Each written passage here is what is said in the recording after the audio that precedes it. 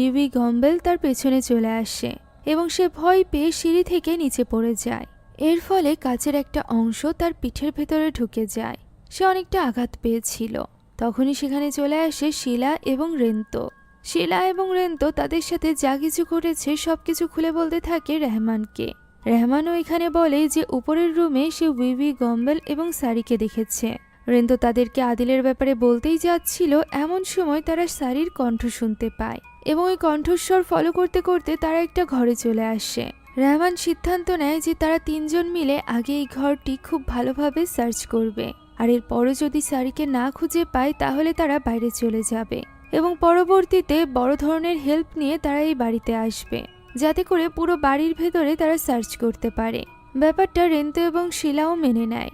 এমন সময় রেন্তো দেখতে পায় সারি সামনে দিয়ে হেঁটে যাচ্ছে। তারা সেদিকটাই দেখছিল। এমন সময় উপর থেকে একটা